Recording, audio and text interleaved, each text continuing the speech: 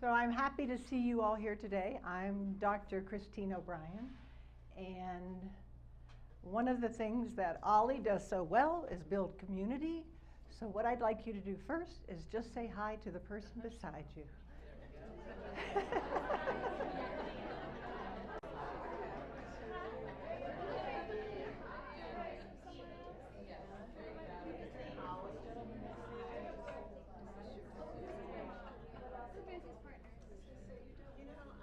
So thank you for doing that. With COVID, somehow we've lost some of that connection. So we want to make sure that we're aware of how important that is. Today we're going to talk about total being reset, how to understand your whole being. In medicine, as you know, you see a specialist for your heart and your lungs and your brain and but nobody tells you how to put it all together to be a healthy, happy person. So that is the goal of total being reset. And this is my lovely daughter, Sarah, and she works with me to try to, our mission is to teach people that you do have your own healing and health capacities if you get the right understanding of how the brain, the body, the gut, and the fascia all work in integration. So that's what you're going to learn today. But it starts with your breath. And so to relax from fight or flight and release, freeze, and reset into ease is a 3-breath practice that you can do anytime. You can do it all the time. You can decide when you're going to use that. So we're taking breath from an automatic to a conscious process. And anything that we can create consciousness and awareness of is going to improve our health and well-being. So let's try a deep inhale and exhale, fight or flight. A deep inhale and release, freeze. And then a deep inhale and a big, big sigh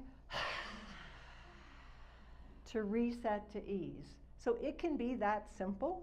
If you're familiar with Michael Singer, The Untethered Soul, he believes in just 2 breaths, relax and release. I think the reset is really important to know that you are consciously moving from fight or flight, where you're afraid of everything, to freeze, where you're just numb and apathetic and don't really care, to ease. So that is a practice that you can start integrating during this talk. If you're bored or you have to go to the bathroom or whatever, relax, release, reset. And it's really the understanding your whole being. So they say the basic need of the human condition is to be understood. So it's not just understood by other people, it's to be able to understand ourselves. So we're going to integrate the brain, the heart, the gut, and the fascia. And you can look at that as 3 different systems that need to be communicating with each other all the time for our health and well-being. So another thing I'd like to do to start is have you all stand up. And I know there's not a lot of room, so if you need to move away from your chair. We're just going to do another simple reset practice. You might have to turn sideways. So ideally, you put your arms up above your head, and you take a big inhale, and then exhale, make a big noise. Inhale.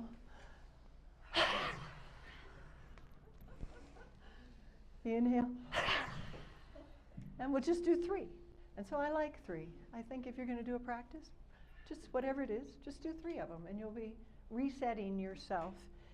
And then the next step is to notice, okay, what's the difference in my being because I did that simple little nothing practice. You should feel a little tingly. You should feel like you're circulating a little better, you're breathing a little better. So these are things, again, all day long. Oh, I have to go to a meeting. I have to go to a 2-hour talk. do this stuff to get you prepared to be present and aware and conscious. And you can sit down. Thanks for appeasing me. My children always laugh that I can't believe you can stand in front of people and make them do this stuff. It's crazy. So I've been doing whole health and integrated medicine since the 1990s. I lived in Western Pennsylvania, and once I learned as a physician that our beliefs are our biology, and that your spirituality and what you believe about God and punishment and all of these lovely things that we've been trained to believe really affect your health. And also, Deepak Chopra, Mind, Body, Medicine, Mind, Body, Spirit, that it was all integrated and connected. So in the 1990s, I had just had my 4th child, and my husband's a general surgeon, and he was doing trauma work at 3 different hospitals, and life was really crazy. I was also grew up in a strong Irish Catholic family. My mother came from Ireland, and woo, it was rough. And so I found Contemplative Outreach, which is a contemplative organization, and I learned a practice called centering prayer. And I learned that all traditions have that mindfulness, loving, compassionate, stop beating yourself up component. And so I got more involved with that, and I started teaching my patients centering prayer. And I was teaching one patient centering prayer, and she said, do you know that my sister-in-law works with Thomas Keating, who is the priest who developed centering prayer, the monk? And I said, no. And she said, oh.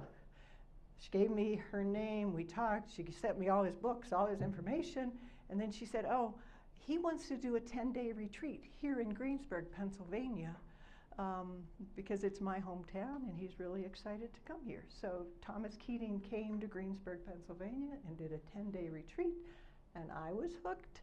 And so that's what I taught my patients, and that's how this organization, the Well-Being, developed. And if you look at it, I mean, I had a friend who was an acupuncturist there, and we taught Tai Chi, and we did movement, and we did centering prayer. So we did all these things way before it was accepted, and the research validated that it really worked. So that's my history. And now I want you to watch this fun video, and hopefully it'll work.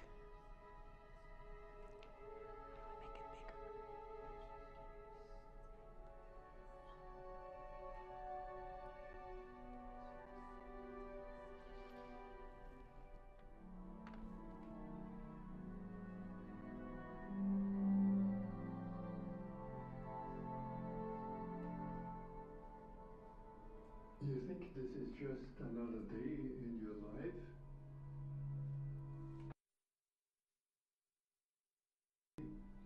It's the one day that is given to you today. It's given to you. It's a gift. It's the only gift that you have right now, and the only appropriate response is gratefulness.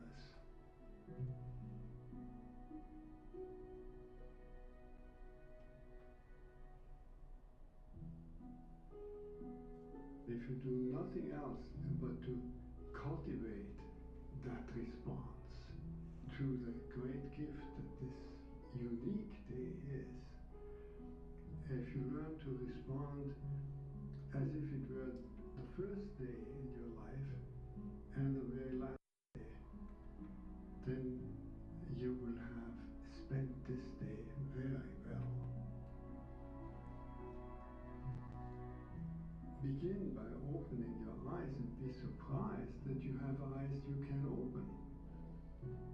That incredible array of colors that is constantly offered to us for pure enjoyment. Look at the sky. We so rarely look at the sky. We so rarely note how different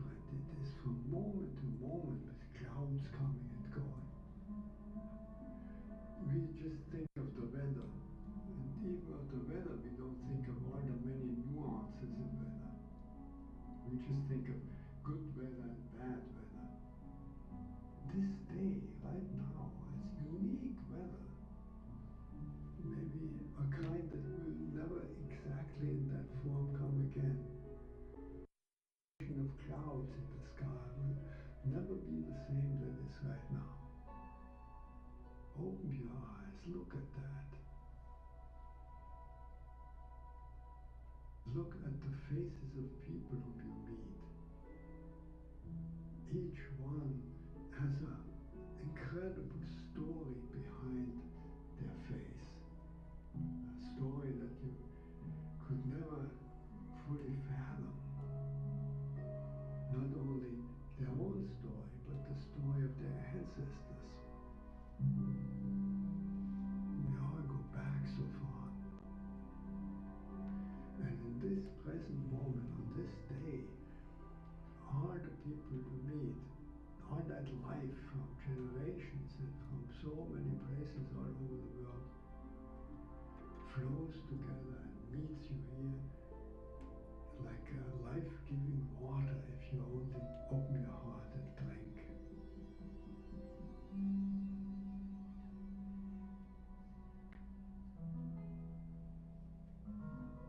Open your heart to the incredible gifts that civilization gives to us. You flip a switch and there is electric light. You turn a faucet and there is warm water and cold water and drinkable water.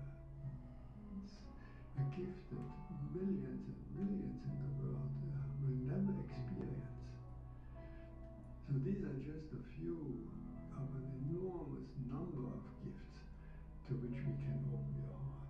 And so I wish you that you will open your heart to all these blessings and let them flow through you.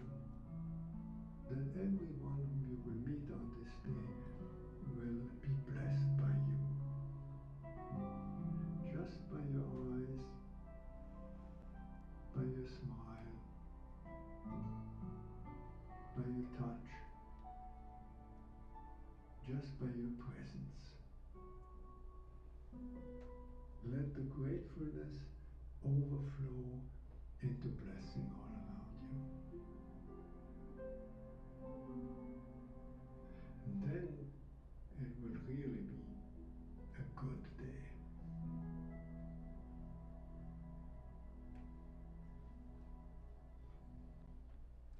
So that is another contemplative, Father, he's a monk, David Steindl-Rast, and his organization is www.gratefulness.org, and they'll send out a grateful message every day if you want to sign up. There's a lot of information on that, and so what all the research is now showing is that gratitude and gratefulness is our secret sauce, and happy people are grateful people. So you start with gratefulness to develop that happy mode and kind of shift out of what we call your default mode network of your brain, which is that rabbit hole you go down whenever you're pissed. So you can do this instead. So this is my theory on how we can be happy and healthy. First, it starts with awareness, and I used A words instead of coherence. Attunement, resonance, connection. If you can raise your level of consciousness to those two things, then you can have appreciation or gratefulness. You can see the awe, not just in nature, but just like he said, you can see that in yourself. You're a blessing just by your eyes, just by your smile, just by your touch, just by your presence. And so you're shifting that notion of yourself and other people in a way that lifts your energy level dramatically. Acceptance is another thing. If you're familiar, I'm blanking on his name, but he wrote the book Now. And now, the way to stay out of the now is to be in resistance to what is. So if we can accept things and be in the present and change the channel, reset to awareness of the beauty, the curiosity, the wonder, of what's happening instead of, I can't believe this is happening again, or the internet's out, or I can't figure out how to do this PowerPoint so I can show it to you, then things go better and we're happier. And then the other thing is abundance. How many of you saw the Barbie movie? And so the same movie is not enough. I'm not enough. You're not enough. We don't have enough. Nothing's right. And so if we can shift from that notion to abundance and lose that scarcity mindset, then our life changes well. And I don't know about you, but I'm the product of a depression father and a mother who grew up in Ireland, potato famine, all that stuff. So scarcity is ingrained in us. And to try to shift to that abundance, first through awareness and then connecting to something. And the way I describe this is when you do go down those rabbit holes, you're changing your Netflix channel. So how many of you watch Netflix and you swear you're not going to watch the next episode? But somehow 30 seconds is gone and you're on to the next episode. We're doing that in our heads. We're not going to watch that next episode of my husband did this to me and my kids did this to me and my boss did this to me. We don't have to. We can reset into these practices that you're going to learn today and free yourself from that addiction to your own Netflix channel where you're the star of the movie and you're creating the drama. So we have to manage our inner game and our outer game. And sometimes we're pretty good at one, but we're not very good at the other.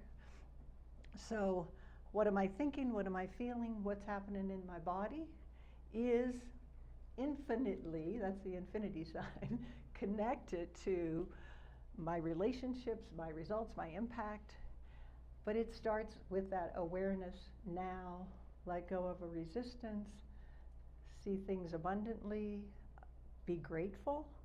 So if you can keep that image in mind, then you do learn how to navigate that infinite way between the inner game and the outer game.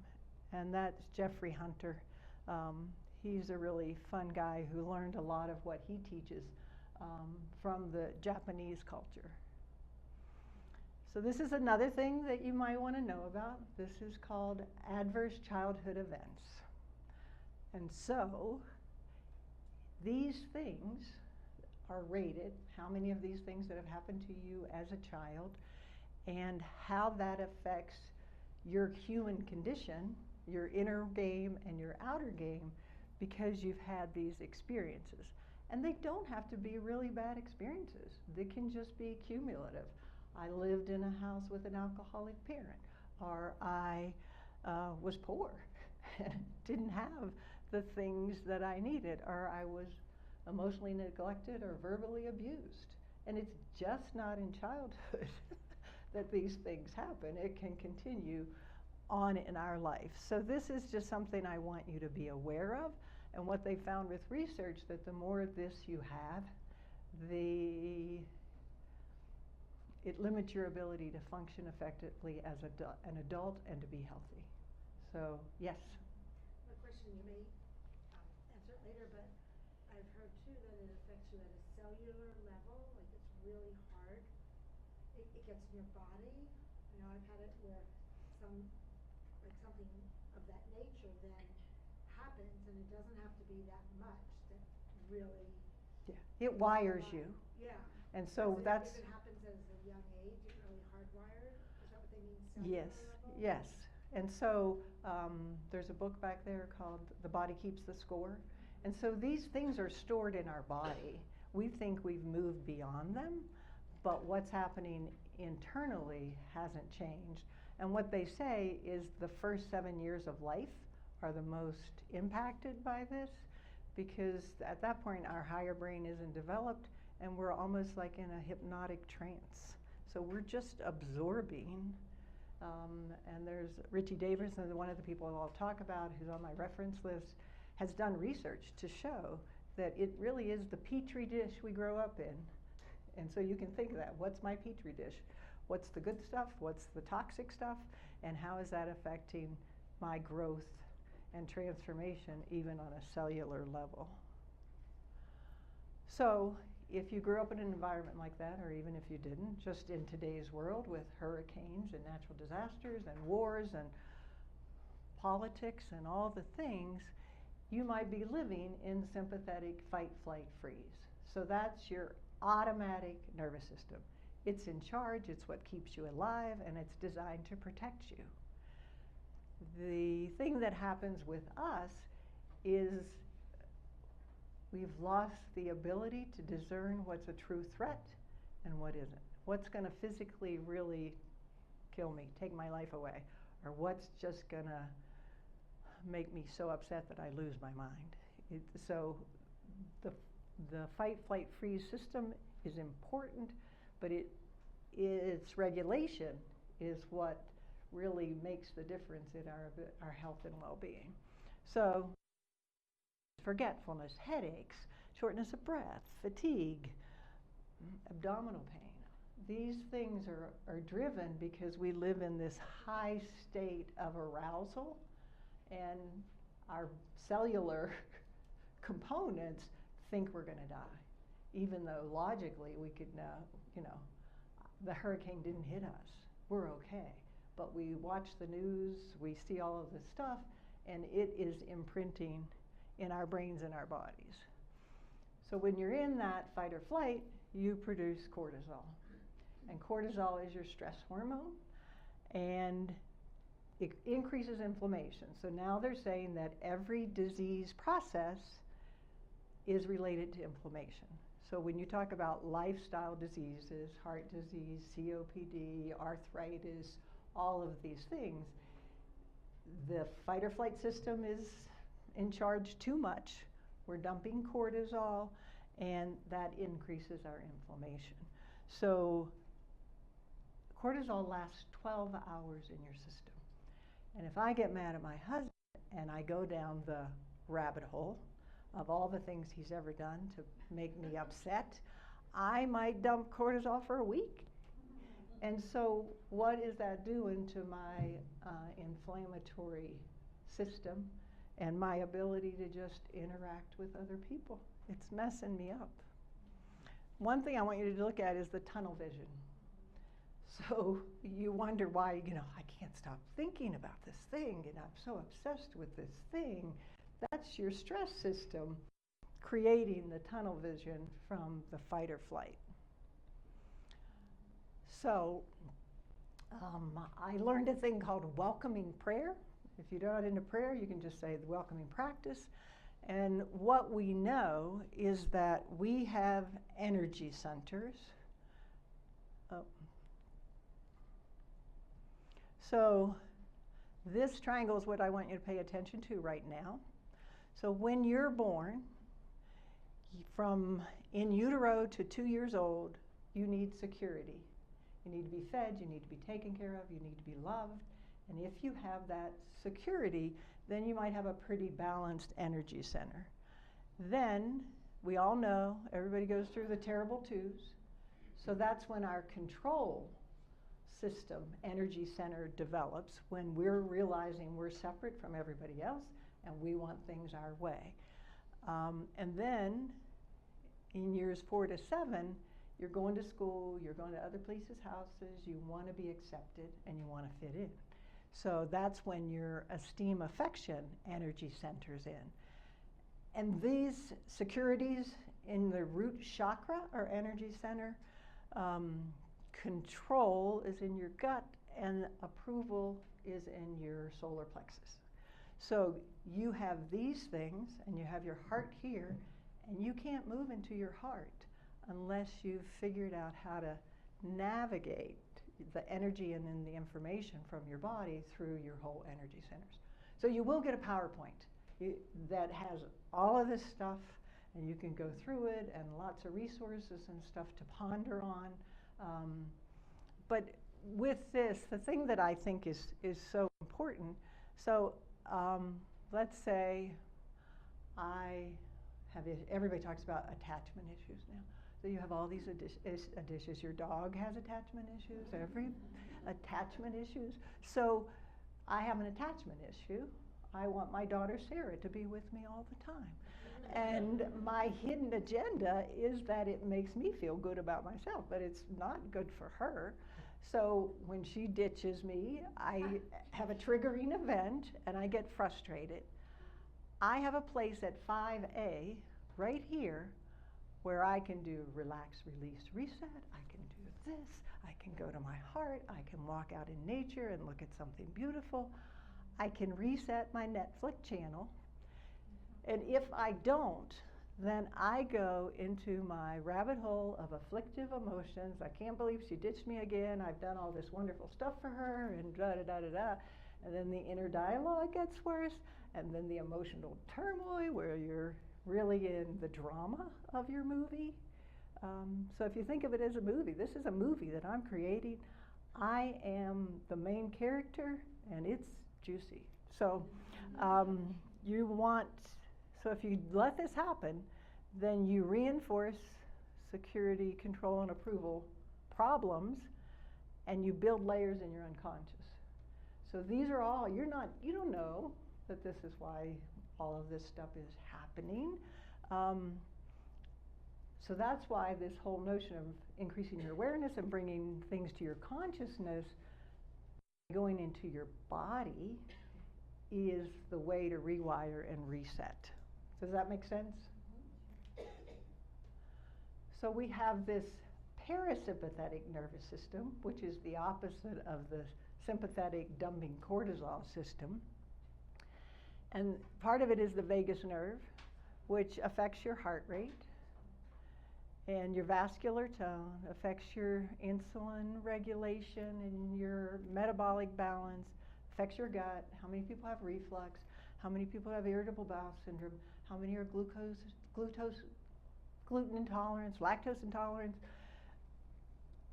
It's because this nerve doesn't get a chance to function. We're so busy in fight or flight freeze.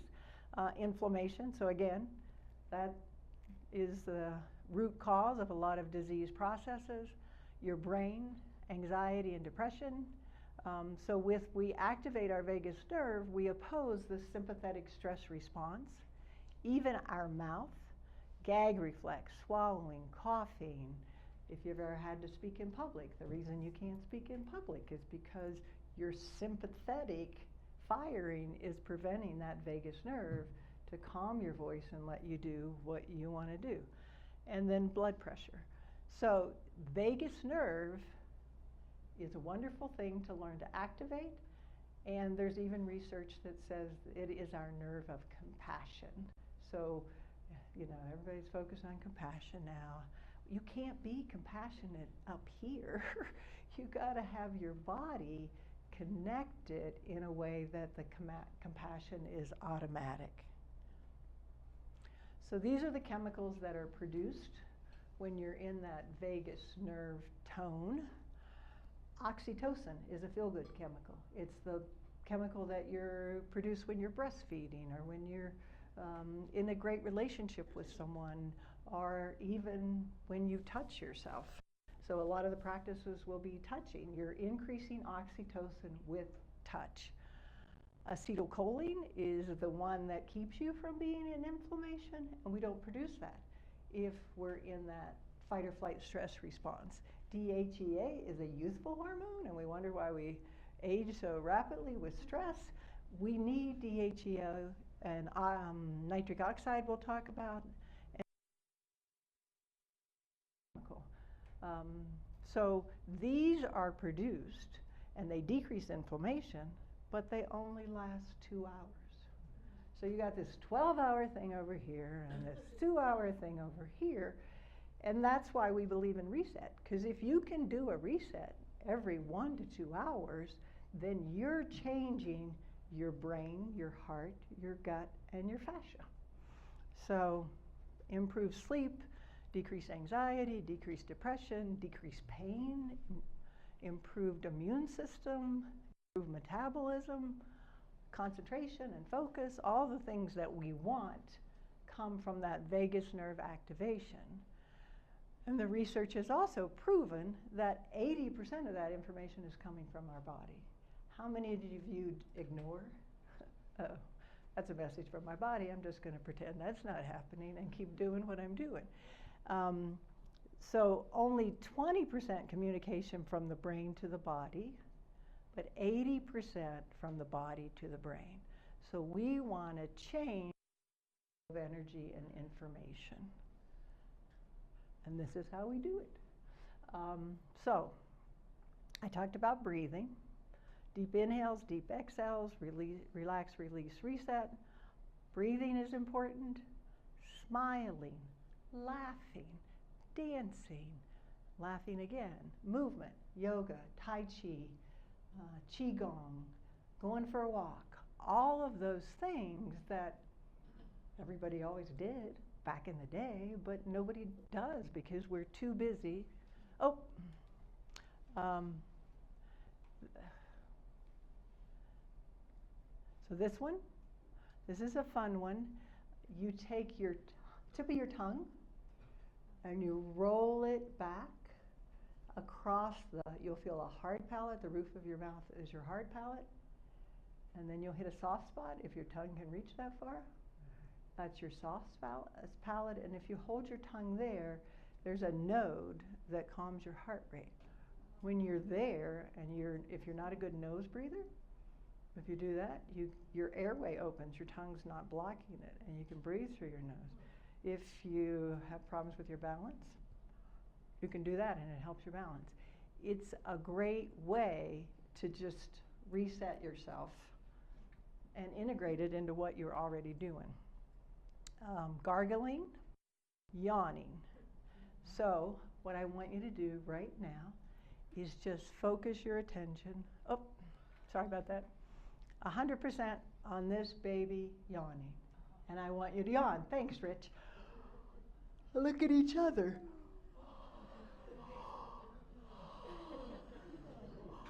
So we've been culturally conditioned to believe yawning's bad. It means you're bored. It means you need to reset your nervous system. Pets do it. They know they want to reset their nervous system. So we can yawn. And again, they say 6 to 12, but if you want to just start with 3. So now I want you to look at someone else. I know it's embarrassing. And we'll yawn 3 times.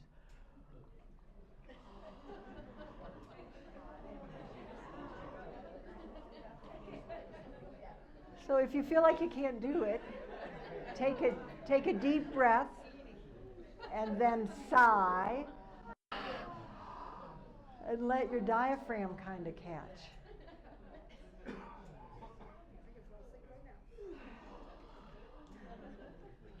So it's another way to get out of your Netflix channel, just by yawning. The reason you can pull up on your computer a picture of someone yawning is because this activates your mirror neurons.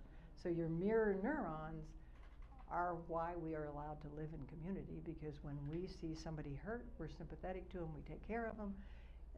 The reason kids are in that hypnagogic trance till age 7 is because their mirror neurons are just absorbing everything that's happening. So we want to take advantage of the mirror neurons in that way. Hugging, increasing oxytocin, feeling love, care, and appreciation for someone, something, or someplace. And that something, someplace can be yourself. It can be, I'm a blessing just by my eyes, just by my smile, just by my touch, just by my presence. How many of you think that about yourselves? Anita and Rich, good job. If you, yeah, that's how big a problem we have. Yeah. So this, if you've heard of Peter Levine, somatic experiencing, his thing is oxytocin and touch. If something upsetting's happened, hug yourself. rub your arms. And I've seen this work when veterans, the part I didn't tell you is that we moved to Colorado in 2002, my husband and my 7 children, and I worked at the VA for 15 years and teaching veterans the same strategies on how to be comfortable in their own skin. So I've seen them completely numb or dissociated, and if you can get them to do this. And so if you have grandchildren that are flipping out, or children that are flipping out, then you start with yourself, you get in attunement and ready yourself, and then you have them do it too. So simple, simple stuff. And then the other thing is awe. So nature, being in wonder and awe about these things. Taking a cold shower. So you've heard now that everybody's doing polar plunges and cold plunges, and what's that all about? We go into vagus tone if we are exposed to cold water. So for veterans, I'd say, you know, stick your face in a sink of cold water, go into the bathroom, do that. But the easiest way I've found to do it is I take my lovely hot shower, and then I turn the water cold for 30 seconds, and then I'm good. So you can start your day with the video, a good day video. You can start your day with, you know, the gargling, the singing in the shower, some good music, dancing a little bit, and then have your shower be cold at the end, and you are regulating to be in that high energy, fun place to start your day. There's a book in the back on awe, the new science of everyday wonder and how it can transform your life. And so he did research internationally on awe, which is this feeling of being in the presence of something vast and mysterious that transcends your current frame of reference. So we don't understand it, and that's why it has such a powerful effect on us. And if you really want to relive an awe experience, then look from the times in your past that you had goosebumps. So can you think of a time when something was so beautiful or so profound, the birth of a child? So these are the things over here that do this.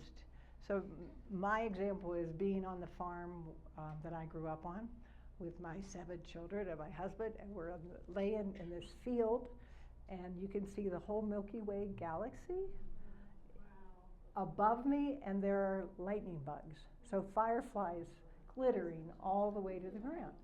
And I can speak of that, and I get goosebumps. So to reset into awe is good, but if you reset into an awe goosebump experience, it's even better. And then once you've the sounds, the smells, the taste, the touch, all of the senses of that experience, then you savor it and hold on to it. So it could be going to grandma's house. It could be your favorite place in the woods when you grow up. A lot of people grew up climbing trees. Oh, when I had to get away from my house, I'd go climb this tree, and it was my favorite place. So it can be anything that really enlivens you to relive a positive experience. Think about how many times you relive a depleting experience. And how do you savor that? And how do you hold on to that? And how do you grow that? You want to do the same thing with the goosebump experiences. And so nature is a big one. We can all kind of relate to that. Collective effervescence. This could be collective effervescence, a group of people with the same goal, purpose, mission, going to a concert, going to a rally, being at a family reunion. All of those things create that connectedness, and you look at and you say, this makes no sense. This is so big and mysterious, even at a football game. Like, why are all those people watching the Denver Broncos? This is beyond understanding. Yeah. So visual design, sacred geometry is another one, and we'll talk more about that, especially in connection with nature. Poetry, music. I love this one. When have you had a big idea and you thought, my gosh, I could change the world? And then you just sat on it and put it away and you never followed up on it. If we can have big ideas and then actually go into the goosebump about our big idea, then it might unfold and come into fruition, and then mystical experiences. So, you know, it's hard, that should be sacred, sorry. I was supposed to capitalize the S and I left it off. Life and death experiences, watching a baby being born, watching someone die, looking at it from that awareness and connection that this is a transformation. And so it's changing that framework about what that experience really is. So my example of that is my mother had dementia for 10 years. And we decided, she was at a nursing home, that she was going to die, and we wanted to bring her back to the farm. And so we did it. We told the nuns at the nursing home, we're taking her. And they said, well, don't you want oxygen? And if she lives, she can't come back. And I'm like, oh, that's okay. So we drove her in the car 5 hours, requiring a lot of stimulation and all of this stuff to keep her alive. But when we passed this one place on the road that she knew always when we were traveling, that she was almost home, she perked up and came to life. And she lived until her siblings came from Ireland and all of her grandchildren were with her. And the night she died was Halloween, and the northern lights were seen in West Virginia. And so, I don't know, awareness, allowing, letting go of resistance, all of those things are what let these beautiful things happen in our lives. Again, another goosebump experience. So we talked about oxytocin, decreased inflammation, vagal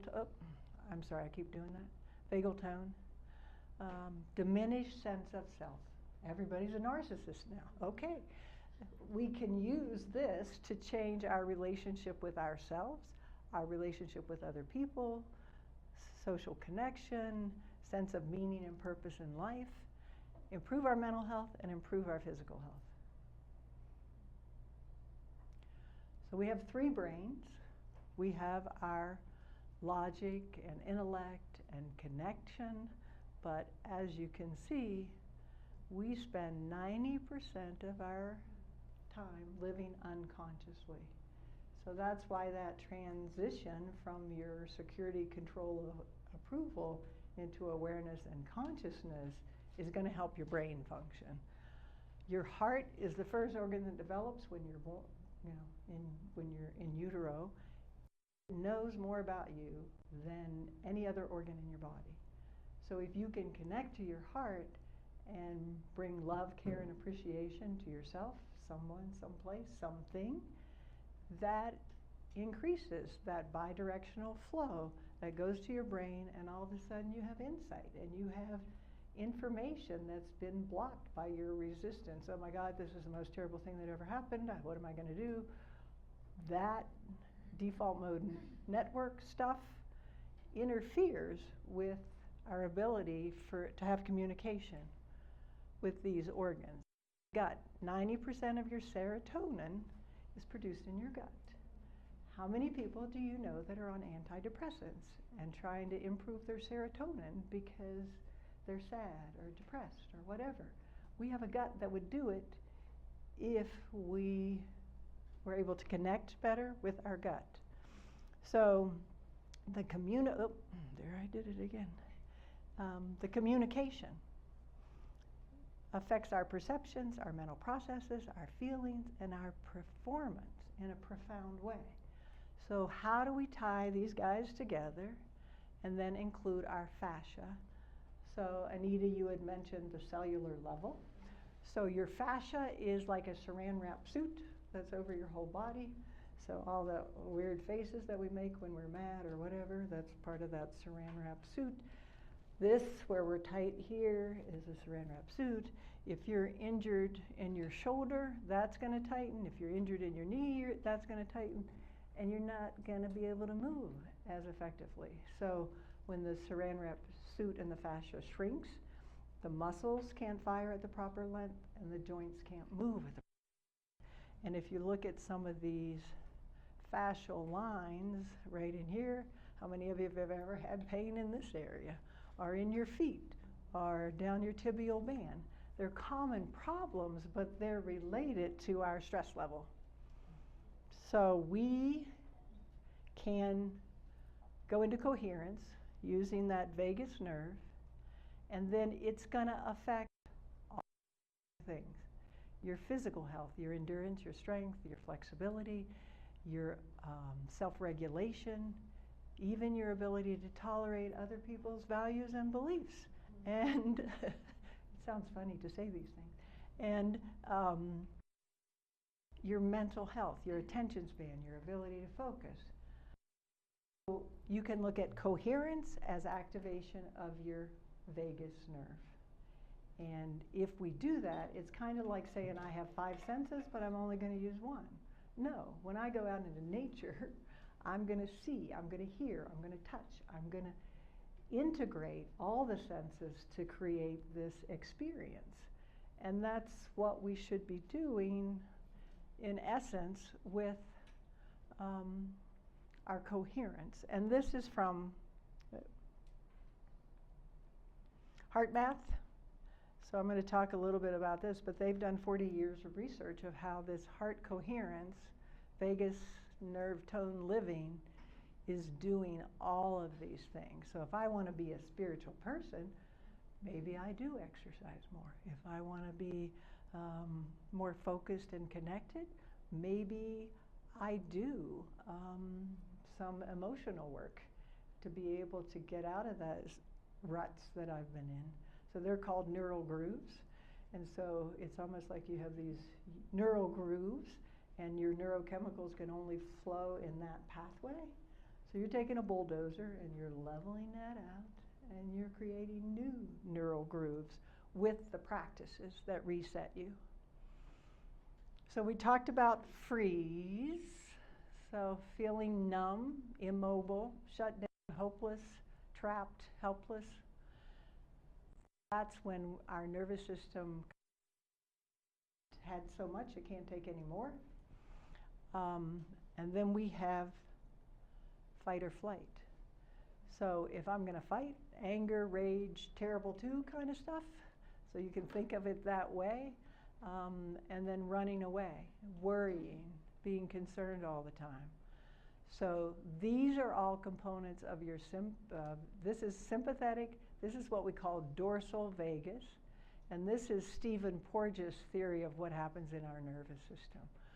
So to be in a socially engaged, mindful, compassionate, presence, focused, grounded place, we need to live in ventral vagus. And ventral vagus increases our ability to digest, it increases our immune response, better circulation, and we decrease our defensive responses. So, this is how you do it. So we want to be in the green. We want to be in our optimum state. So when I get sucked into shutdown, then I use mindfulness, breath work, or physical activity to go back into this mentally engaged, purposeful place. When I get hyper-aroused, something pushes my buttons, go to my resets, and that takes me into the green. So we have this window of tolerance. This green actually grows the more you do your practices. So that's something to be aware of. I can improve my tolerance, my what we call frustration tolerance, if I do these practices and live in the green, where I'm going to be healthier and happier. This is Daniel Siegel's work, and so what he describes is the hand model of the brain. So we have this brain, and this down here is our survival brain. So anything that's happened to us in the past is stored in your survival brain. It's like a file cabinet. And when something triggers you right now, then you're going to have an emotional response. That's your thumb, your limbic system, emotional response. And then when you go down the rabbit hole, we call that your Bermuda Triangle. You just go deeper and deeper and you get stuck in that triangle. I can't believe this is happening. This always happens. This is so terrible. What am I going to do? And when you do that, this part of your brain, which is the calm, mindful, engaged window of tolerance place, flips its lid. So you're not connected anymore. So I use this example for kids. You can study for a test. You can do all this prep work, but the first question you don't know the answer to, you're going to go into your Bermuda Triangle and flip your lid, and that's going to affect your performance. But how often do you do that at work? How often do you do that with your family? And your whole weekend that was supposed to be so beautiful with your kids is a disaster because the first thing that triggered you, you flipped your lid and started dumping cortisol.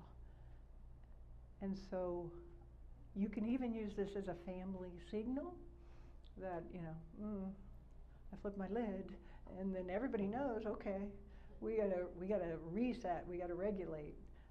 So you can think of flipping your lid and going dorsal as the same thing. You want to be ventral and engaged, and the way to do that is to go to your heart. Heart coherence, go to your body. Your body has all the information, and it can rewire and change you so that you have an upstairs brain that you're using instead of your downstairs brain. So again, this is Daniel Siegel. So your downstairs brain is that limbic system, Bermuda Triangle place. You want to act before, here you act before you think, you're in fight or flight, your body can't function properly, your emotional reactions are a mess. Up here, when you're engaged, connected, in ventral vagus, you can think before you act. You have insight into what's going on. You have focus and concentration and empathy and self-awareness, all these things that we try to do by reading a book or this self-help, this program, this whatever is going to help me. But it requires integration. So there's a lot of research now about self-compassion. And if you have had adverse childhood events, it's pretty hard to be self-compassionate because you have high doses of blame, shame, guilt. And so, I did this wrong, I shouldn't have done this, I could have done this better, it's all my fault. I mean, think about it. How often do we go to that mode where we're just beating ourselves up? So this is Christine Neff's work, and Germer, I can't remember his first, Chris Germer. So mindfulness is awareness. We want to be mindful. We want to first notice and bring to consciousness what's happening. Then, once you notice that, be kind and understanding to yourself and less judgmental. And some of the next practices will teach you that. Use the support of other people. A lot of time when we go into that rabbit hole, we numb out, we isolate, we think we're the only one that has this terrible problem. But the research shows if we can be kind to ourselves and then view our circumstances as mistakes, and know that this is common humanity. We all have this stuff. So how many of you, raise your hand, felt like you lived in an abusive family when you grew up? Your brothers and sisters abused you, your parents abused you? Okay. How many of you have had a bankruptcy or a financial loss or something where you blame yourself. I could have done something different. I should have done something different. I had some really good ones this morning when I was thinking of this, and now I can't. How many of you have heart disease? How many of you have arthritis? So look around. You know, you think, oh gosh, it's only me. I have this. How many of you have lost a child? How many of you have had experience with addiction in your family? We're all going through this stuff. And to be able to communicate it with each other and talk to each other and say, yeah, I'm really upset right now. But we don't. We bury it, we stuff it, we hide it from everybody else. And so the antidote is really this self-compassion and kindness. So we're going to go back to the fight, flight, freeze. And so what you'll see, so this is fight or flight, freeze, this is your window of tolerance. So that's a pretty small window of tolerance. So just in your chairs, we're going to do that. Inhale. Exhale, release fight or flight. Inhale. Release freeze. Inhale and a big deep sigh. Relax into ease. Just that practice alone is increasing your window of tolerance. And it's allowing you to go to 5A. I'm not going to let this situation upset me. So another story, when I learned the welcoming practice, my husband and I were going away for a conference, leaving all the kids behind. And it was this first time we had done it forever. And we're at Steamboat and we're skiing. And I'm like, oh my gosh, wouldn't you love, I'd love to be able to ski like this person who's just, you know, so beautifully coming down the hill. And he said, you'd have to have a total body transplant to be able to ski like that. This is our romantic vacation? No. And so I let go of security, control, and approval. I let go of my need to change this situation. So you say that over and over and over until you're out of the rabbit hole and you're engaged from your heart. I let go of my, and you can say them individually, I let go of my need for security, I let go of my need, I let go of my need for approval, I let go of my need to change this situation. Say it 3 times. Notice what the feelings in your bodies do, how it changes. But these are really simple things that if you do them, then it comes at the right time. Like when Sarah, you might have somebody who throws it in your face as well. She had broken her ankle playing rugby, and we're waiting to get an X-ray result. And she looks at me and she said, well, welcome. So you can have other people in your family who tell you to let go of your need for security, control, and approval, and embrace the situation. So let's do it again. Relax from fight or flight. Release, freeze.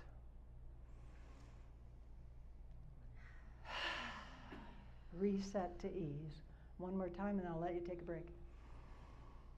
Relax, release, no, relax from fight or flight. Release, freeze. Reset to ease. Does anybody have any comments or questions before we start going through the practices that are going to let you increase your window of tolerance? Yes, Colleen? I had a mindfulness coach, and she would often ask me, where do you feel that in your body? I could never, ever identify it, and I've tried to practice since, and it's really hard. I don't know if it's because of the way I grew up or something with adversities Right. and so forth. So how do you begin to recognize what your body is doing? I mean, maybe that sounds like a strange Well, thing. you can kind of, where do you feel your pain? Where do you feel your tightness? Where do you feel a constriction in your body? So I had a really hard time moving to Colorado and leaving my family. And I would do that and I couldn't figure it out. And I always thought, well, it's in my heart, you know? My heart's in pain because I moved. But it wasn't. It was in my pelvis. It was in my security, control, approval place that I was holding tight and in pain and disconnected. You could recognize it was Over there. time. Okay. So it's not something that's just going to come to you. You're learning your body, and you're learning that your pain, your emotions, all of these things that trigger you there are there to teach you about yourself. They're there to teach you how you're wired, and if you pay attention, you can learn a lot. So if you have gut issues, you know, irritable bowel syndrome, all that stuff, that is your body telling you something's not connected, the flow of energy and information is disrupted. And just focusing on that and embracing it may actually release the tension and pain. So it's actually putting your attention where you want to put it the least. Thank you. If you're more curious, compassionate, open, aware, then that window grows and you're healthier and happier. So let's do it again. Big breath. Exhale. Relax from fight or flight. Big breath. Inhale. Release, freeze. Big breath. Sigh. Release to ease. One more time. Inhale. Relax, fight or flight. Release, freeze. Reset to ease. So this is a practice that the veterans loved. It's touch, so it's increasing oxytocin. It's syllables that don't mean anything, sa, ta, na, ma. And it just allows you to breathe with the practice and be in the present moment and focus on this, what's happening in your hand. I'm going to do one hand, but I want you guys to do two. So first it's your thumb and your index finger. Sa, ta, na, ma. Sa, ta, na, ma. You can do it slower. You can do an inhale. Sa. Inhale. Ta. Inhale. Na. Inhale. Ma. You can do it when you go on for walks. If you're one of those people who go on walks and complain to your friend the whole time, or have that Bermuda Triangle going in your head, you can do this instead. If you can't fall asleep at night, both hands, sa, ta, na, ma. So the reason singing and humming and laughing and chanting are so powerful is because they activate the pharyngeal and vocal cord branch of your vagus nerve. So humming to yourself, singing, laughing, chanting, sa, ta, na, ma. And then feel the vibration, if you can, even in your body. So we can try it another way. So, sa,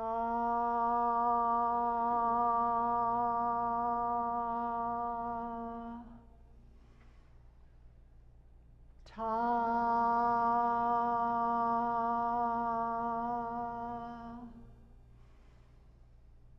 na,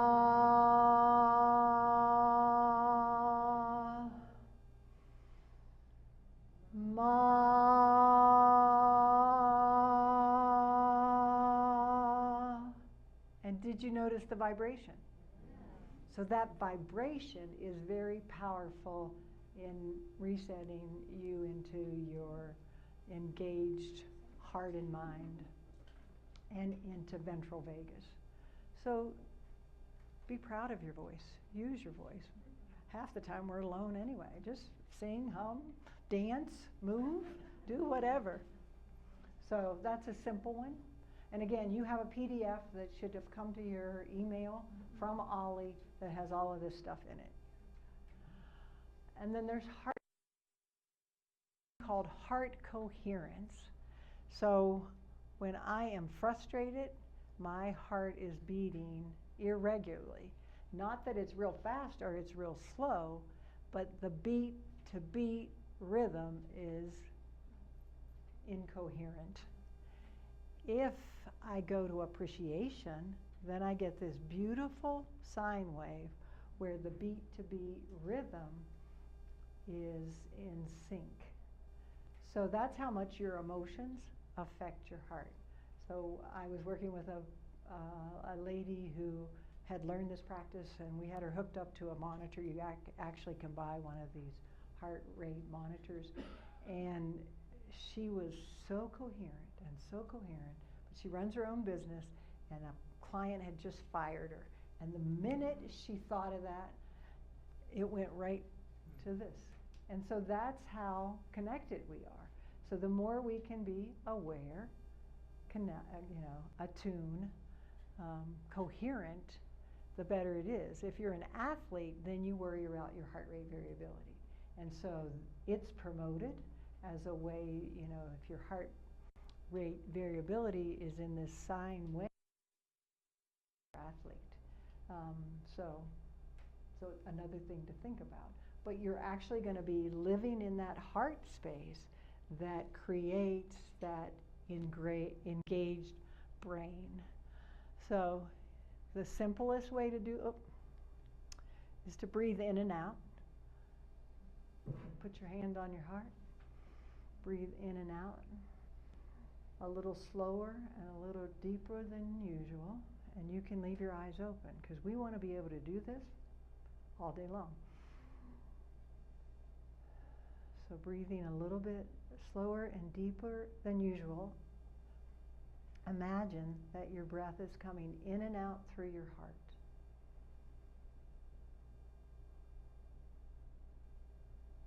And then send love, care, and or appreciation to someone, something, or someplace.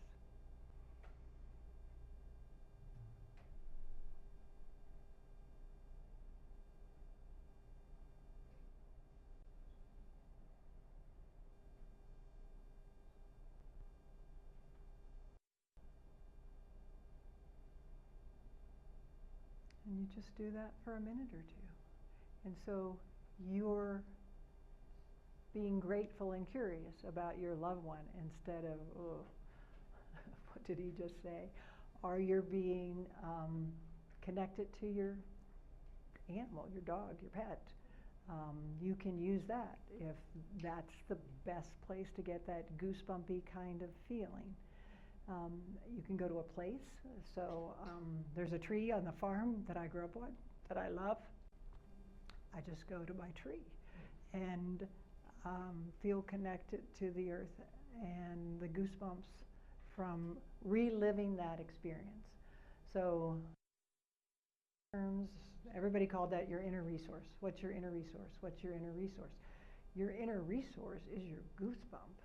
And the more you can go to that place and savor it and make it big, just like you do with all the things that piss you off, you're doing it now with something that you love so that you can appreciate and grow that and move from sympathetic fight, freeze into parasympathetic thrive.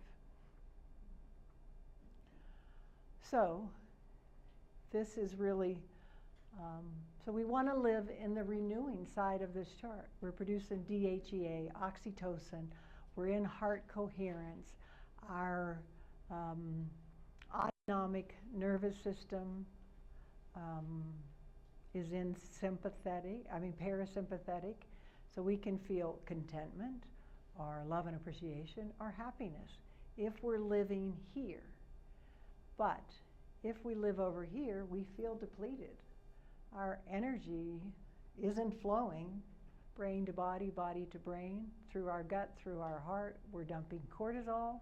12 hours. Remember, 12 hours, 2 hours. 12 hours, 2 hours.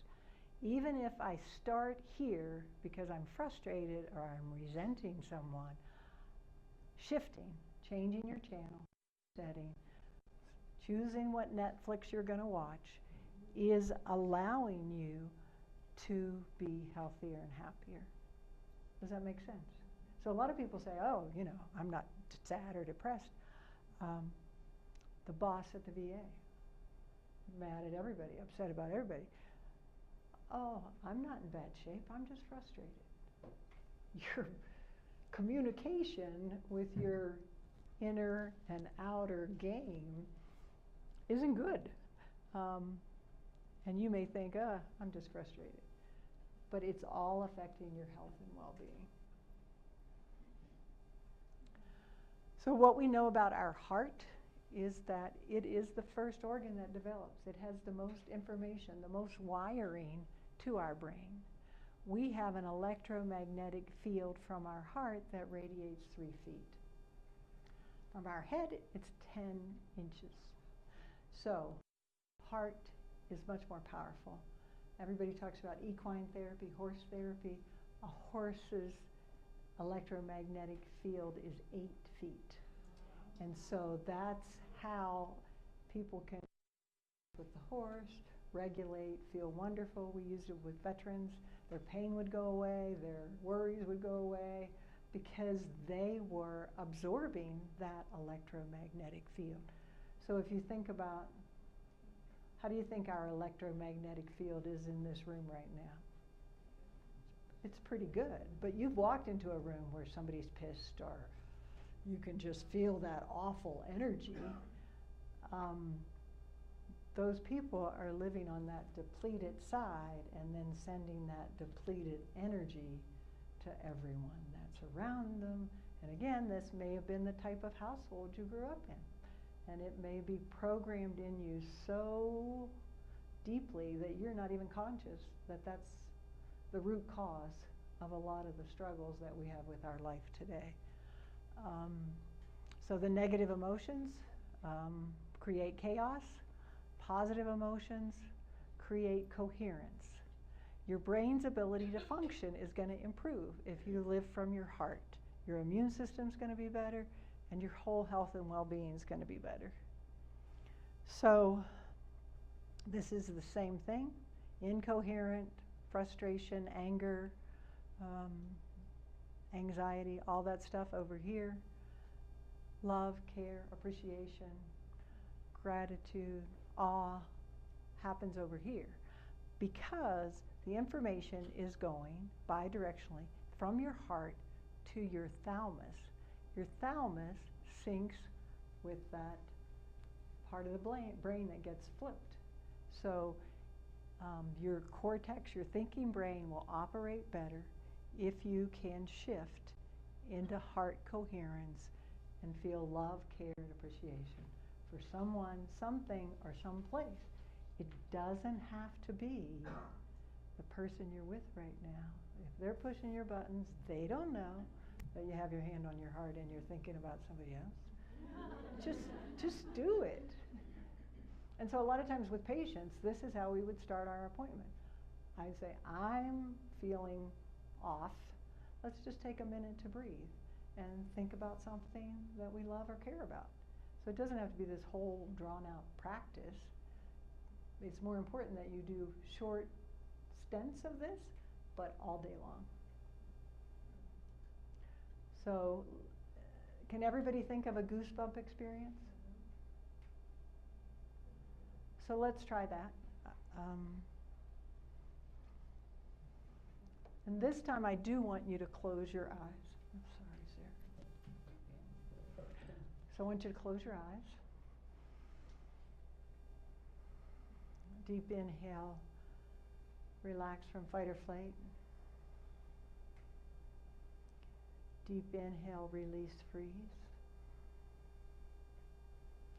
Deep inhale and a sigh. Release into ease.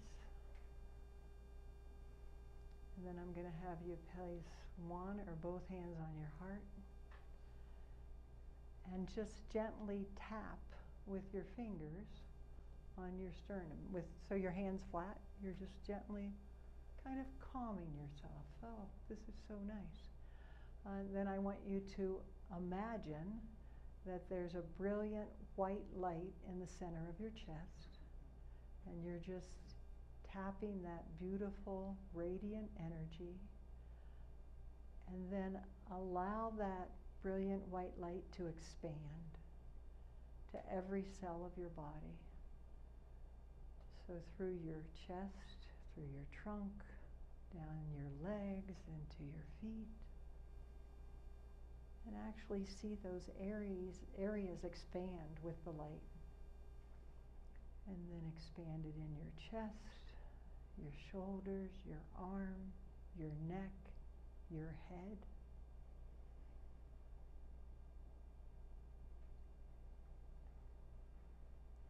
And this is your love light. So now send that love light to your goosebump experience.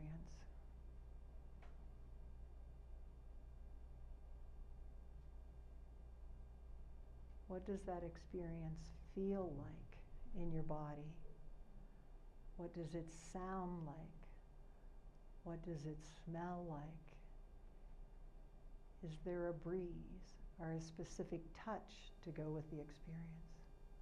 And is there a taste?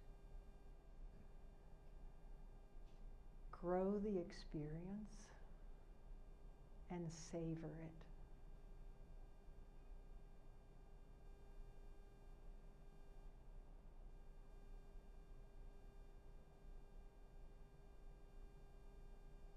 And then allow that brilliant love light energy to be in every cell of your body again. And continue tapping, continue breathing slower and deeper than usual.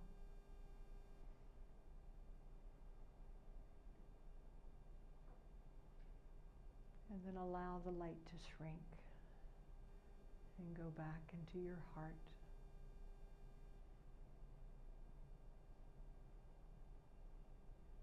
And then when you're ready, you can wiggle your fingers and your toes. More breaths.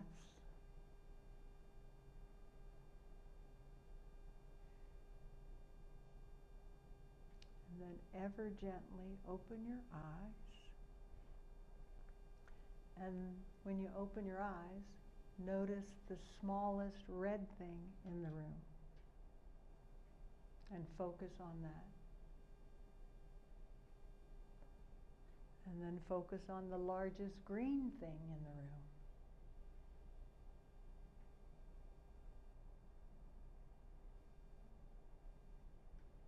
And now I want you to scan your bodies and notice. What do you feel? What's different? Pardon? Relaxed. You're relaxed. Anybody else have anything different? Maybe a little spark of contentment, or wow. And so that's how simple it is. It's so simple to just shift. And you've shifted into your body. You've got out of your head. We live our life like we're not connected here. But this has all the energy and information from our past and all the ability to rewire into a happier future. And this is just talking about that heart coherence.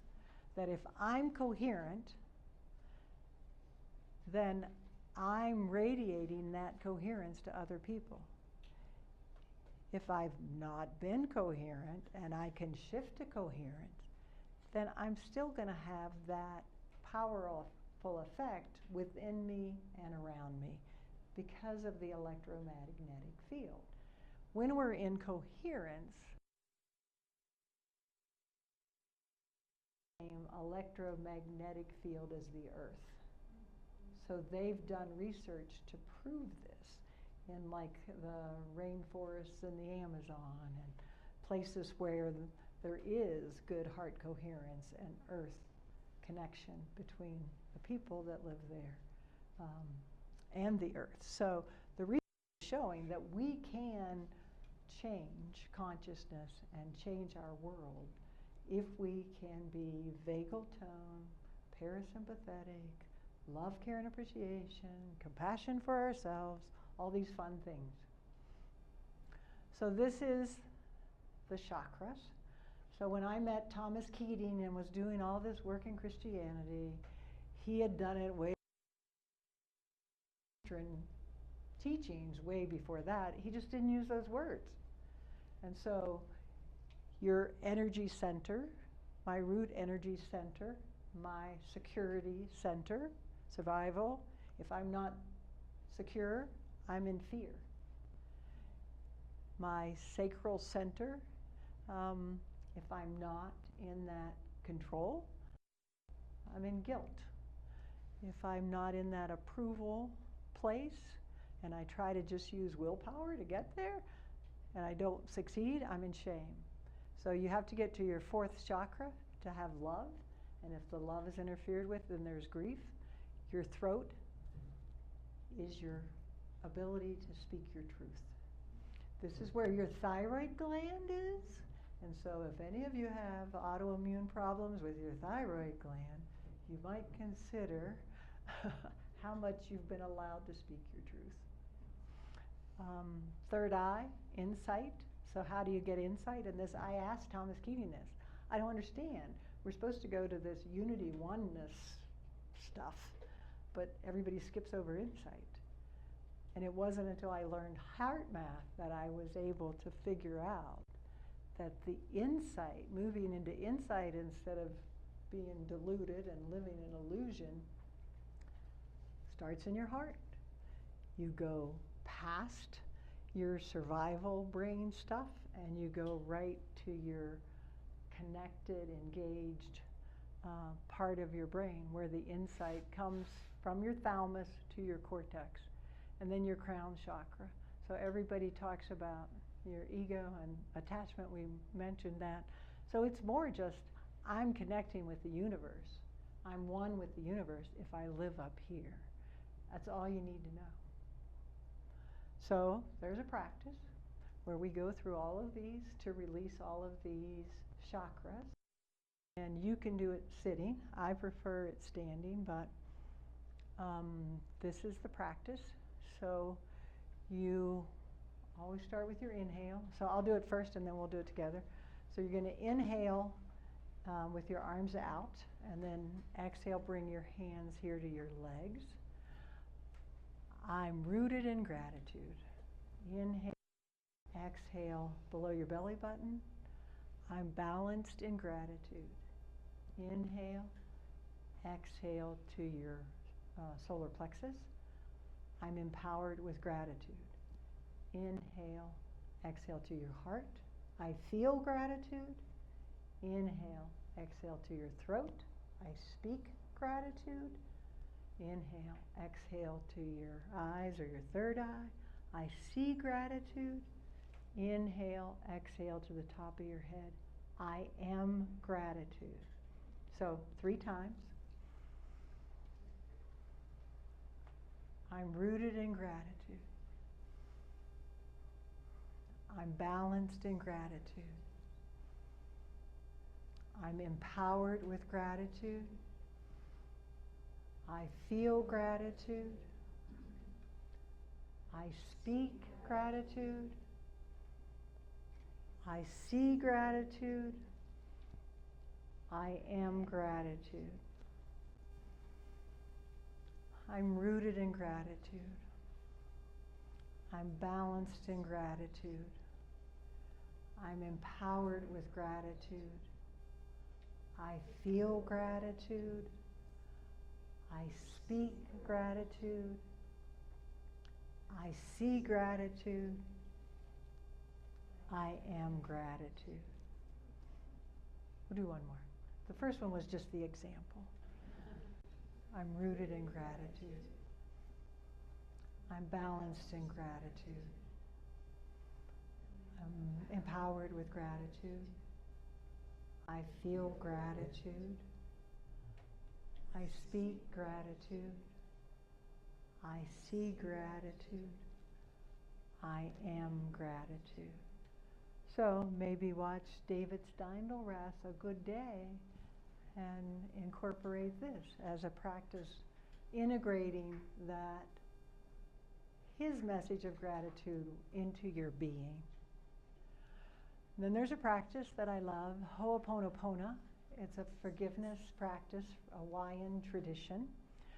And so you identify the emotion that you're stuck on, fear, anger, frustration, whatever it is, and you say, mine's resistance, because I'm trying to allow instead of resist.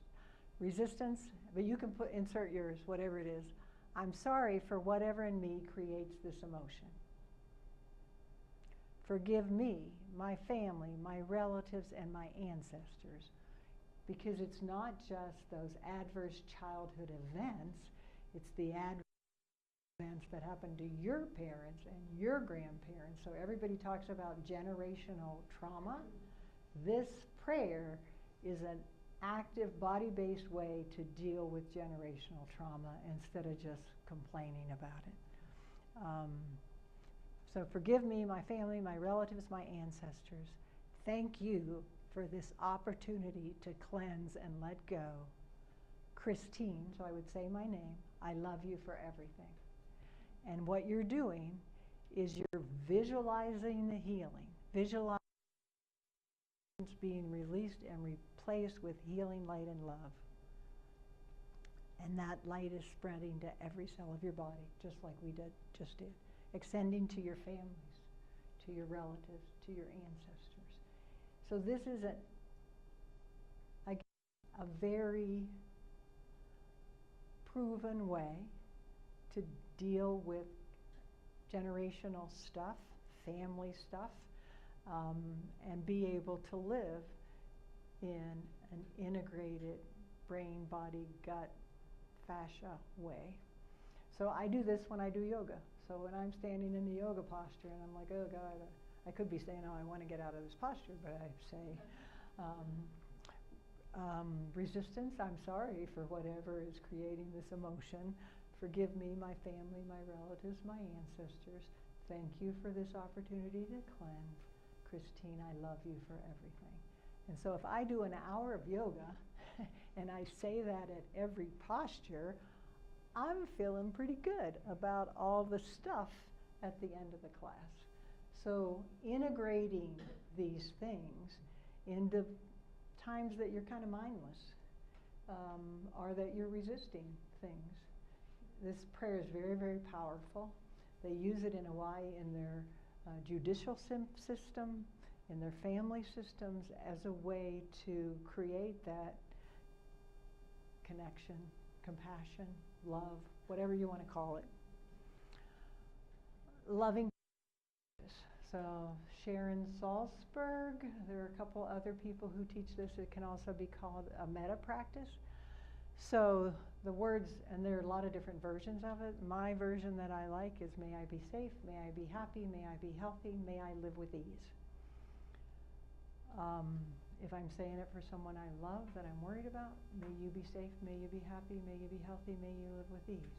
If I'm saying it for someone who pushed my buttons that I'm frustrated with, instead of being mad at them, may you be safe, may you be happy, may you be healthy, may you live with ease.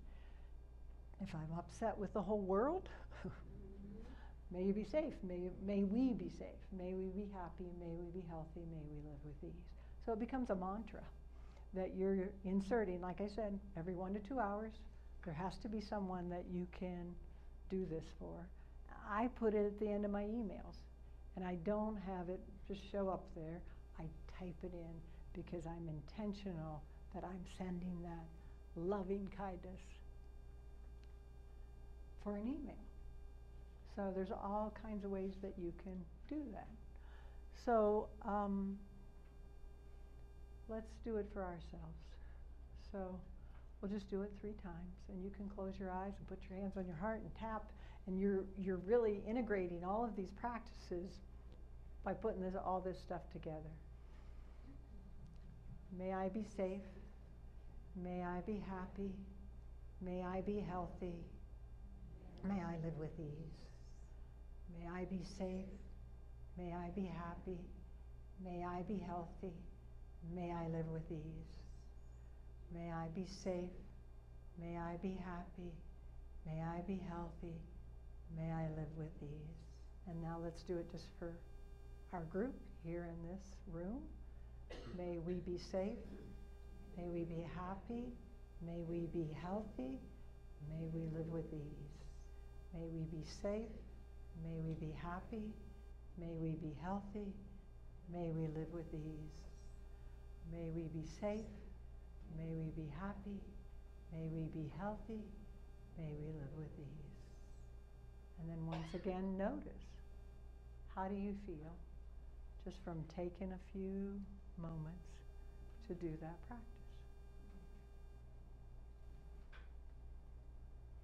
So these are the benefits: pain management, emotional regulation, social anxiety management, improved compassion, increased resilience, decreasing marital conflict. How about that one? So think of that, and decreased anger. So there's this fun conscious awareness graft that, just like we know, when we're feeling shame, blame, grief, fear, all these things, we are really contracted. And if we can move up that ladder, so you can also think of it as the depleted side and the renewed side, then our world expands, our life expands, our health expands, if we can live in acceptance, love, joy, and then enlightenment, I don't know about. But anyway, maybe the goal is just to be down here. But, you know, everybody nowadays is talking about the law of manifesting. So what the heck is that? How do you manifest what you want? Well, you stop resisting what you've asked for, and you live here. And synchronistic happen. But if you say, universe, I want this, and I live in fear, oh my God, I'm never going to get it, oh my God, I'm never going to get it, then the message that you're sending out is, you're not going to get it. So if you can just learn to use the practices to live in acceptance, gratitude, awe, then your life actually changes. This is EFT tapping, so it's another way. So when you were tapping on your heart, you were actually doing this EFT tapping. These are acupuncture meridians, so I'm also an acupuncturist, and we have 12 meridians. Your energy travels, according to Chinese medicine, through these 12 meridians, and if it's not traveling properly, it gets stuck, and we have health problems in the areas where it's stuck. So the tapping is releasing that stuckness, and you start, so these are the phrases I use. You can say whatever you want. Releasing all resistance. I'm living to my full potential and allowing the universe to unfold as it should. So that's what we'll do and say. You're going to start by tapping on your wrist. Releasing all resistance. I'm living to my full potential and allowing the universe to unfold as it should. And then you go to the top of your head, releasing all resistance. I'm living to my full potential and allowing the universe to unfold as it should. And now over your eyebrows, resistance. I'm living to my full potential and allowing the universe to unfold as it should. On your temples, releasing all resistance.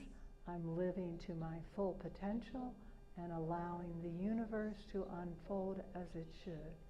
Under your eyes, releasing all resistance. I'm living to my full potential and allowing the universe to unfold as it should. Under your nose, releasing all resistance. I'm living to my full potential and allowing the universe to unfold as it should. Between your lower lip and your chin, living to my full releasing all resistance. I'm living to my full potential and allowing the universe to unfold as it should. Under your collarbones, releasing all resistance. I'm living to my full potential and allowing the universe to unfold as it should. On your heart, with chest bone, releasing all resistance. I'm living to my full potential and allowing the universe to unfold as it should. We won't do that 3 times because we're running out of time. But that's another simple thing. So when I end my yoga class, I lay on the floor and I do my tapping. And so when you finished an exercise, when you finish your walk, when you watched your favorite TV program, before you watch your favorite TV program, you can do this. This is a nitric oxide dump. This is really, really important. Nitric oxide is one of those things that bring you into that good place in your whole system, increases your oxygen, improves your circulation, expands your blood vessels, increases your stamina, helps prevent blood clots. So COVID is all about blood clots. This is a great thing to do 3 times a day to decrease your risk for blood clots, regulate your blood pressure, decrease your brain fog. Alpha brain waves are the brain waves you're in when you have insight, increases those. And it improves the flow of your neurotransmitters. So those from your gut, those from your heart, those in your brain. So it's 4 exercises that you do really fast. And you do those, the 4 exercises 3 times a day. So statistically, if you have diabetes or prediabetes or metabolic problems, if you would do this before each meal, it would have a huge impact on so many things. So you start with a squat, and you start with 10, and then you try to build up to 20. 1, 2, 3, 4, 5, 6, 7, 8, 9, 10. Arm raises. 1, 2, 3, 4, 5, 6, 7, 8, 9, 10. Arm circles. 1, 2, 3, 4, 5, 6, 7, 8, 9, 10. And then presses. 1, 2, 3, 4, 5, 6, 7, 8, 9, 10. Total body engagement. So this is, if you're flopping around doing these without muscle engagement, the effect is different. So you really ground into the floor, you engage your butt muscles, engage your thigh muscles, engage your core, engage your arms, and do them consciously, trying to stay still except for the part of your body that you're moving. This is a video on fascia that Sarah and I created. This pattern that we see in this bracket plunge-up of all the interconnected weaving is a holographic pattern of what's happening in our entire universe. So if you look at the sand, and I'll just lay this on the sand, you can see the pattern that has been left as the water goes back to sea. It's the same dendritic pattern that's created in the sand that we see in the bracket fungi. And that same pattern is in the mycelium network of the forest floor. The same pattern is and in our nervous system. If you've ever seen pictures of nerve cell and the dendrites and where the neurotransmitters are released, that pattern is within all of them. And we're connected in a deep, mirroring way that is seen in the fascia in your body. So now we're going into the ocean to create a group experience. It'll be a container of people holding each other in love, care, and support. And during this holding, we're releasing tightness and stuckness in our acupuncture meridians and in our myofascial network down to the cellular level. So our fascia tightens when we're under stress, are injured, and that can be released.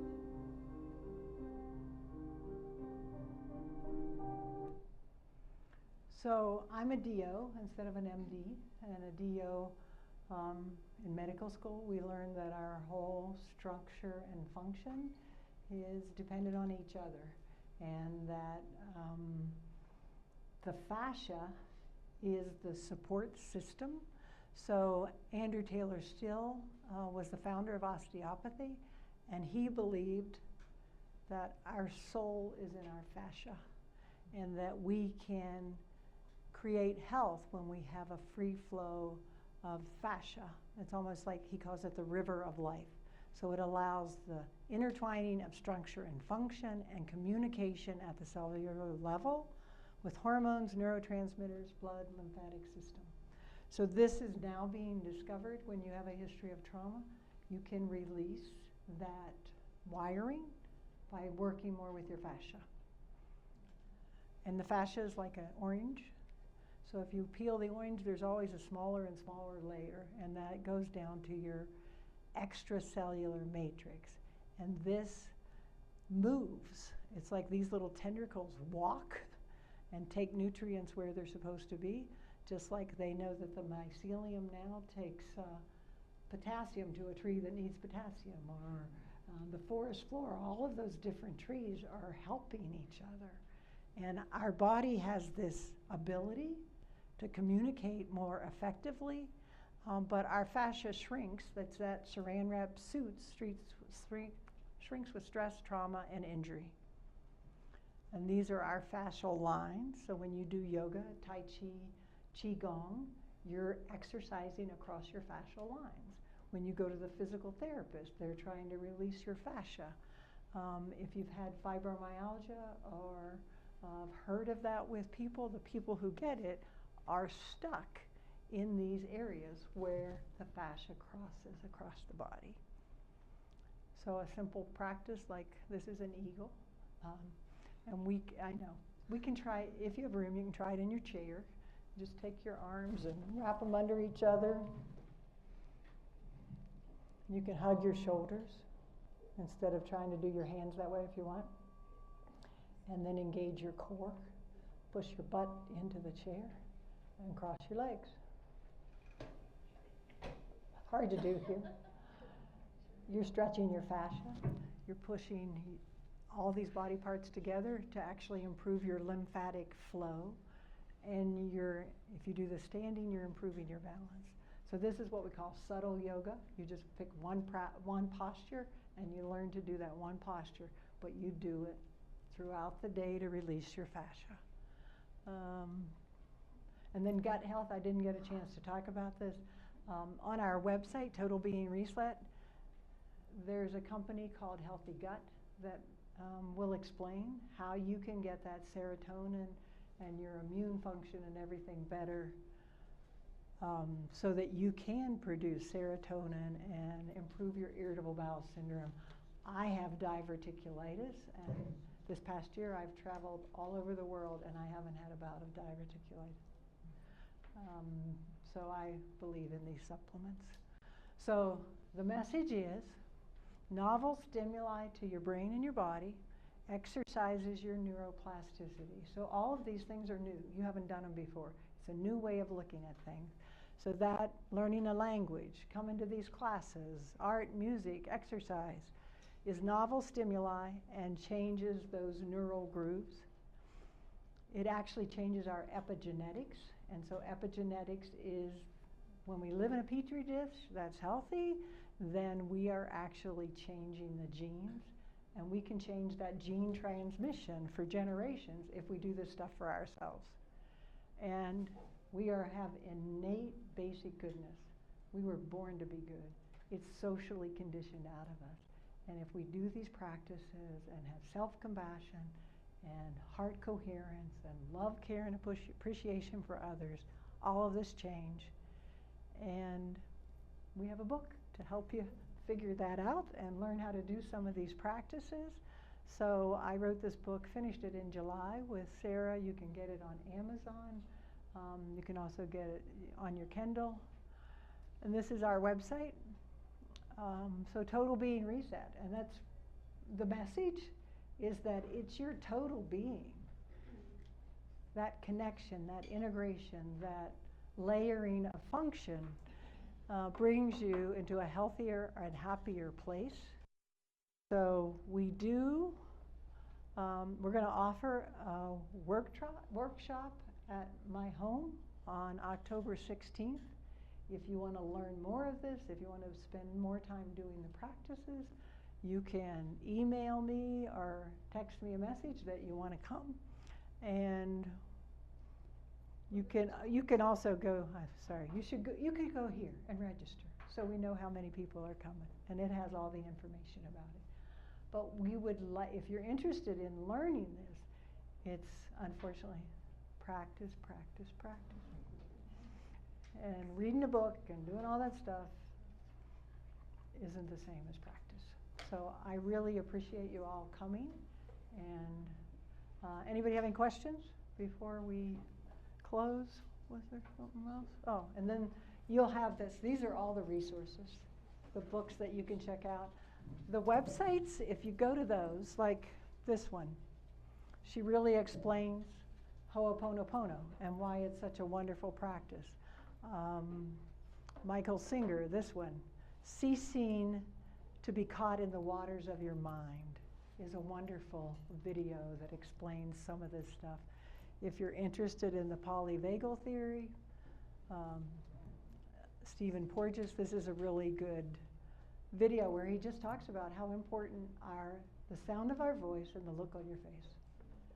Send more information than anything else. Forget about the words you say.